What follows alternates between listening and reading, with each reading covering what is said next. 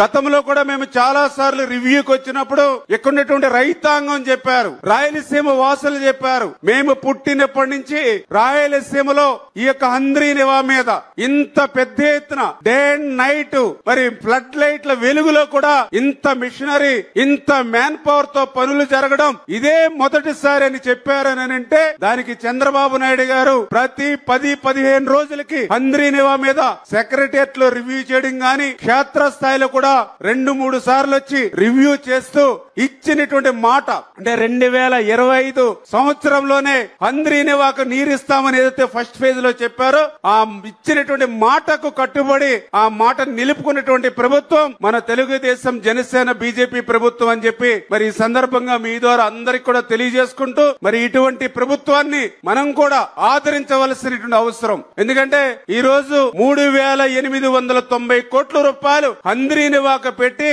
ఈవేళ 8 లక్షల ఎకరాలకు మరి సాగునీరు అందించాలనేటువంటి ప్రయత్నం మరి ఈవేళ ముఖ్యమంత్రిగా చంద్రబాబు నాయుడు గారు చేస్తూ ఉంటే మరొక నాయకుడు చెప్తూ ఉన్నాడు రప్ప రప్ప అంటూ నరుక్కుంటూ పోతానని చెప్పి. మరి ఈవేళ ఏదైతే చంద్రబాబు నాయుడు గారు 3,890 కోట్లు పెట్టి 20 లక్షల మంది ప్రజలు ఎవరైతే ఉన్నారో ఈ హంద్రీనివా ద్వారా మరి వాళ్ళందరి యొక్క దాహార్తిని తీర్చాలని చెప్పి ఈ నాయకుడు ఇక్కడ పనిచేస్తూ ఉంటే మరి ఆ వ్యక్తి చెప్తూ ఉన్నాడు ఏదో గంగమ్మ జాతరలో పొట్టేళ్లు నరికినట్టుగా నరుగుతారని. అంటే ఈవేళ నవ మోసాలు మోసినటువంటి తల్లి ఆ బిడ్డలు లేకుండా చేస్తానని ఆయన చెప్తున్నటువంటి పరిస్థితి. ఎవరైతే పెళ్లిళ్ళయి మరి భర్తతో కాపురం చేయవలసినటువంటి ఆ మహిళలకు మరి రేపు భర్త లేకుండా చేస్తానని అంటే ఈ రకంగా సమాజంలో మానవత్వంతో మరి చంద్రబాబు నాయుడు గారు పనిచేస్తూ ఉంటే రాక్షసత్వంతో మరి ఆ రోజు ఉన్నటువంటి ముఖ్యమంత్రి ఈ రోజు ఉన్నటువంటి మరి ఆ యొక్క ప్రతిపక్ష నాయకుడు మాట్లాడుతూ ఉన్నాడనంటే ప్రజలు బేరీ చేసుకోవాల్సిన అవసరం ఉంది. ఖచ్చితంగా రేపు రాబోయేటువంటి రోజుల్లో కూడా మరి యొక్క